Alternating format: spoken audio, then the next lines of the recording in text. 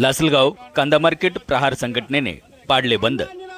पाण्याच्या टाकीवर चढून शोले स्टाईल आंदोलन। कांद्याची 20% निर्यात शुल्क कमी करण्यासाठी शेतकऱ्यांची मागणी।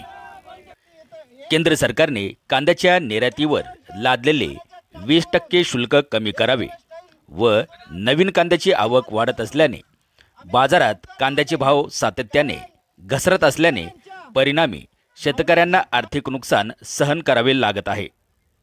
शेतकऱ्यांना उत्पादनाचा योग्य मोबदला मिळत नसल्याने केंद्र सरकारने निर्यात शुल्क हटवावी यासाठी नाशिकच्या लासलगाव कृषी बाजार समितीत कांदा बाजार बंद पाडत सरकारच्या विरोधात घोषणाबाजी करत पाण्याच्या टाकीवर चढून शोले स्टाईल आंदोलन प्रहार संघटनेचे जिल्हाध्यक्ष गणेश निंबाळकर, कांदा उत्पादक संघटनेचे जिल्हाध्यक्ष केदारनाथ नवले आणि छावा क्रांतीवीर सेना शेतकरी आघाडीचे प्रफुल्ल गायकवाड आदी शेतकरी बांधवांनी लिलाव बंद पाडत पाण्याच्या टाकीवर चढून शोले स्टाईल आंदोलन केले। भागवत झालटे, आवाज न्यूज मराठी, लासलगाव, नाशिक। कांद्यावर जुलमी निर्यात शुल्क लावणाऱ्या सरकारचं करायचं काय?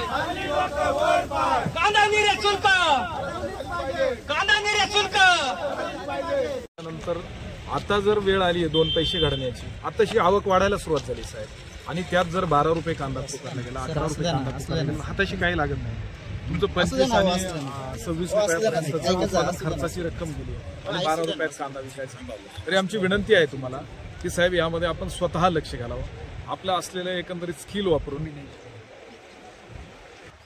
आणि ऐका ना साहेब, एक अजून त्याच्यात ऍडिशनल गोष्ट अशी आहे, ज्यावेळेस आता हे बाजार पडतील, हे नाफेड आणि NCCF थ्रू खरेदी करतील। ही खरेदी त्यासाठीच निर्यात शुल्क लावलंय का असा प्रश्न आता शेतकऱ्यांच्या मनामध्ये खुणगाट केले। कारण का तर हो, आणि मग त्या कंपन्यांमधनं ही लोक हे 12 रुपयानं 10 रुपयानं कांदा खरेदी करणार आणि नंतर उद्या चालून जेव्हा बाजार वाढतील तेव्हा हे 30, 35, 40 रुपयाने घेणार, नाव मात्र शेतकऱ्याचंच खराब करणार। या पद्धतीने साहेब जर नाफेड NCCF ला खरेदी करायची असेल तर त्यांनी बाजार समित्यांमध्ये थेट खरेदी प्रक्रियेत उतरावं असं सुद्धा तुम्ही मांडा साहेब, प्लीज। तो सुद्धा महत्वाचा विषय, त्याच्यासाठीच निर्यात शुल्क लावलंय साहेब वरच्या लोकांनी। हे जेवढे खासदार बिजदार आहेत ना, हो, त्यांना चटक लागून गेली 5 वर्ष प्रचंड संपत्ती यांनी कमावली साहेब। आम्हाला त्याच्याशी घेणं नाही, पण आमची संपत्ती गमवायची वेळ आली ना साहेब, प्लीज। आणि खूप मनापासून धन्यवाद भुजबळ साहेब तुमचे।